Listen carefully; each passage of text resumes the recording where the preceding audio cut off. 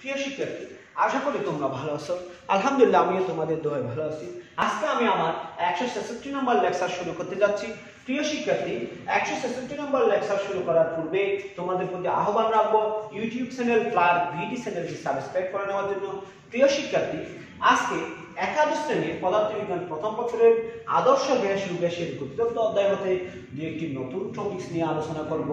আজকের আলোচনার প্রথম টপিকস হচ্ছে গ্যাসের গতিতত্ত্ব হতে আদর্শ গ্যাসের সূত্রসমূহের প্রমাণ। আমরা আদর্শ গ্যাস কি জিনিস জানি এবং আদর্শ গ্যাসের তিনটি সূত্র আছে সেটাও জানি। এছাড়াও আদর্শ গ্যাসের আরো কিছু সূত্র মেনে চলে, সেগুলি আমরা এই যে গ্যাসের গতিতত্ত্ব যেটা আমরা প্রমাণ করছিলাম গতিতত্ত্বের সমীকরণ, সেই গতিতত্ত্বের সমীকরণ থেকে আদর্শ গ্যাসের সূত্রগুলি আলোচনা করব। দেখো, বয়েলের সূত্র প্রথমে আমরা প্রমাণ করব। কার সূত্র? বয়েলের সূত্র। দেখো প্রিয় শিক্ষার্থী, গ্যাসের গতিতত্ত্ব থেকে আমরা পাই গ্যাসের গতিতত্ত্ব হতে আমরা পাই Pv সমান 1/3 mn c স্কয়ার। Pv সমান 1/3 কি স্কয়ার? mn c square. তাহলে একটু বোঝার চেষ্টা করিও। এখানে p হচ্ছে চাপ, v হচ্ছে আয়তন, m হচ্ছে একটি অণুর ভর, n হচ্ছে অণুর সংখ্যা, c স্কয়ার বার হচ্ছে গড় বর্গ বেগ। গড় বর্গ বেগ। দেখো প্রিয় শিক্ষার্থী, তাহলে আমরা লিখতে পারি, আমরা কি লিখতে পারি? দেখো, যদি গ্যাসটির n সংখ্যক অণুর মোট ভর ক্যাপিটাল M হয় এবং ক্যাপিটাল M সমান small m into small n হয়, তাহলে আমরা এখান থেকে লিখতে পারি Pv সমান 1/3 ক্যাপিটাল M c স্কয়ার। বা কেন আমি এটা ক্যাপিটাল M বললাম? এই ক্যাপিটাল M মানে হচ্ছে গ্যাসটির n সংখ্যক অণুর মোট ভর, একটি অণুর ভর স্মল m, অণুর সংখ্যা স্মল n, তাহলে টোটাল ভর হবে স্মল mn এবং মোট ভরকে আমরা ক্যাপিটাল M দ্বারা কি করতে পারি? প্রকাশ করতে পারি। দেখো প্রিয় শিক্ষার্থী, তাহলে আমরা লিখতে পারি Pv সমান কি? 1/3 mc স্কয়ার। বা Pv সমান আমরা লিখতে পারি 2/3 ইনটু হাফ mc স্কয়ার। বা Pv সমান আমরা লিখতে পারি 2/3 e। 2/3 কি? e কেন লিখলাম? দেখো, আমরা জানি যে গ্যাসের ভর কোন বস্তুর ভর m এবং তার বেগ যদি c হয়, তাহলে গতিশক্তি e সমান হাফ mc স্কয়ার। হাফ কি স্কয়ার? mc square. এখন দেখো প্রিয় শিক্ষার্থী, যেহেতু e সমান mc square, half mc square, যেহেতু e সমান হাফ mc স্কয়ার এবং এই হাফ mc স্কয়ার মানে হচ্ছে যে গতিশক্তি, সেহেতু তাপমাত্রা স্থির থাকলে গতিশক্তি ভরের গ্যাসের পরিমাণ আবার বলতেছি, তাপমাত্রা স্থির থাকলে নির্দিষ্ট ভরের গ্যাসের পরিমাণ তথা মোট গতিশক্তি কি থাকে? স্থির থাকে। তাপমাত্রা স্থির থাকলে নির্দিষ্ট গ্যাসের মোট পরিমাণ তথা গতিশক্তি কি থাকে? স্থির থাকে। তাহলে আমরা বলতে পারি গতিশক্তি যদি স্থির হয় তাহলে 2/3 e ধ্রুবক। তাহলে 2/3 e কে কি রাশি কল্পনা করতে পারি? ধ্রুবক রাশি কল্পনা করতে পারি। যদি 2/3 e ধ্রুব রাশি হয়, তাহলে আমরা লিখতে পারি Pv সমান ধ্রুবক। Pv সমান কি? ধ্রুবক। যদি Pv সমান ধ্রুবক হয়, তাহলে আমরা লিখতে পারি, দেখো আমরা কি লিখতে পারি? ভাগ v সমান ধ্রুবক ইনটু 1/v বা v প্রপোর্শনাল টু 1/v। দেখো, এটা বয়েলের সূত্রের অনুরূপ। এটা কিসের সূত্র অনুরূপ? বয়েলের সূত্রের অনুরূপ। অর্থাৎ আমরা বলতে পারি স্থির তাপমাত্রায় কোন গ্যাসের আয়তন তার উপর প্রযুক্ত চাপের ব্যস্তানুপাতিক। এটাই হচ্ছে গ্যাসের গতিতত্ত্বের সমীকরণ হতে বয়েলের সূত্রের প্রমাণ। গ্যাসের গতিতত্ত্বের সমীকরণ হতে কিসের সূত্রের প্রমাণ? বয়েলের সূত্রের প্রমাণ। আমরা এখন চার্লসের সূত্রের প্রমাণ করব। কার সূত্রে প্রমাণ করব? চার্লসের সূত্রে প্রমাণ করব। দেখো চার্লসের সূত্র, চার্লসের সূত্রের প্রমাণ করব। দেখো প্রিয় শিক্ষার্থী, আমরা জানি গ্যাসের গতিতত্ত্ব থেকে গ্যাসের গতিতত্ত্ব হতে পাই PV সমান 1/m(c²)। কিছুক্ষণ আগে আমরা পেয়েছিলাম গ্যাসের গতিতত্ত্ব থেকে আমরা পাই PV সমান 1/m(c²). আমরা এটাও জানি যে m সমান n। তাহলে আমরা এখান থেকে লিখতে পারি PV সমান 1/M(c²). বা দেখো প্রিয় শিক্ষার্থী, আমরা এখান থেকে আমরা লিখতে পারি PV সমান 2/(12m(c²)। বা PV সমান 2/E। এটা আমরা কিছুক্ষণ আগে কি করছিলাম? প্রমাণ করছিলাম। E কেমন আসছে? E সমান হচ্ছে 12m(c²). E সমান 12m(c²). এখন দেখো প্রিয় শিক্ষার্থী, ম্যাক্সওয়েলের মতে গ্যাসের অণুসমূহের গড় গতিশক্তি পরম তাপমাত্রা সমানুপাতিক। গ্যাসের অণুসমূহের গড় গতিশক্তি পরম তাপমাত্রা সমানুপাতিক। আমরা লিখব ক্লার্ক ম্যাক্সওয়েলের মতে গ্যাসের গতিশক্তি তার পরম তাপমাত্রা সমানুপাতিক। পরম তাপমাত্রার কি অনুপাতিক? সমানুপাতিক। তাহলে আমরা লিখতে পারি E proportional to T। E proportional to কি লিখতে পারি? T লিখতে পারি। দেখো প্রিয় শিক্ষার্থী, যদি E proportional to T হয় তাহলে আমরা লিখতে পারি E সমান KT। এটা K হচ্ছে এখানে কি? ধ্রুবক। K হচ্ছে এখানে কি?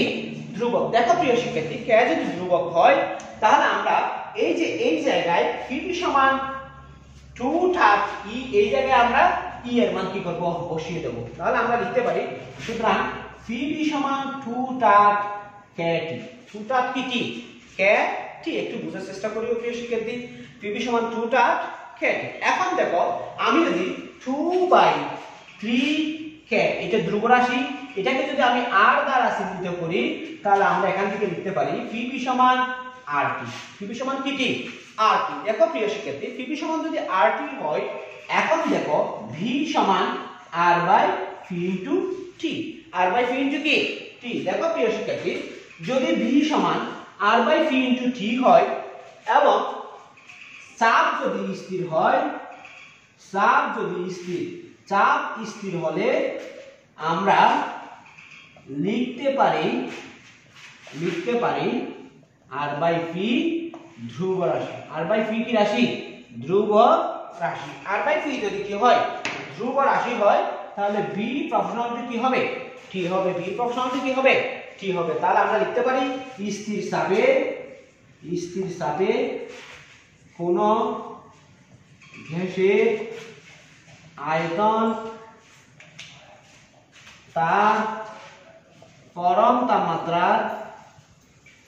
তাপমাত্রার সমানুপাতিক। স্থির চাপে কোন গ্যাসের আয়তন তার পরম তাপমাত্রার সমানুপাতিক।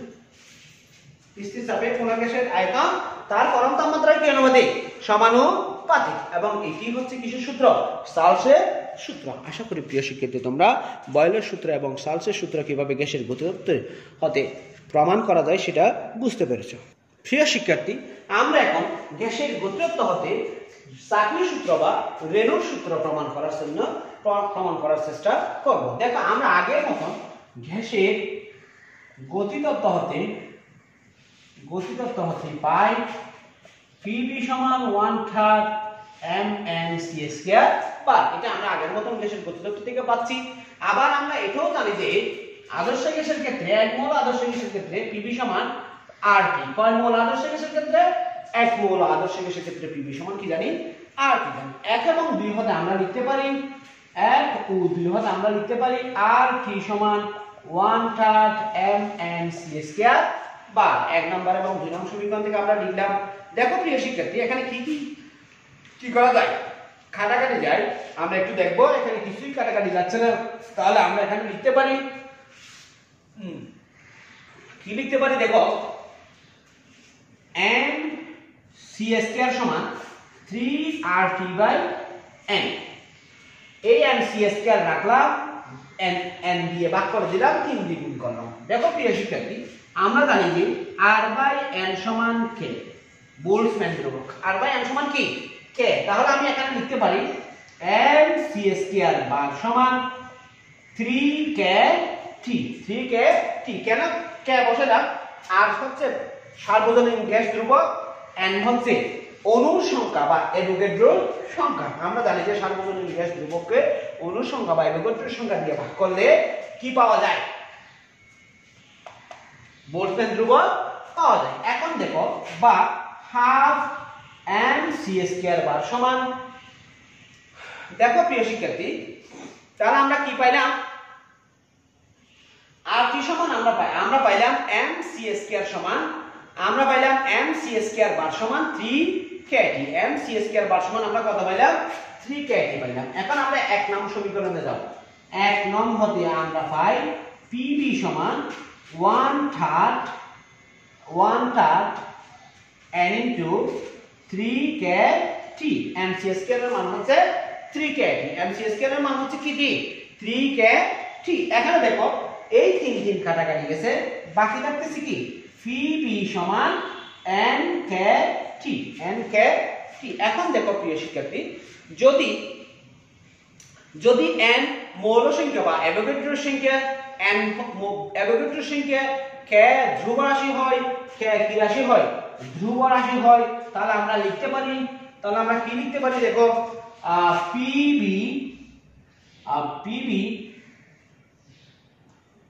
দেখো এখানে nk ধ্রুবক এবং v সমান 1 একক হলে আমরা লিখতে পারি p সমান ধ্রুবক ইনটু t, বা p প্রপোর্শনাল টু t, অর্থাৎ চাপ পরম তাপমাত্রা সমানুপাতিক। চাপ পরম তাপমাত্রা কি অনুপাতিক? সমানুপাতিক। অর্থাৎ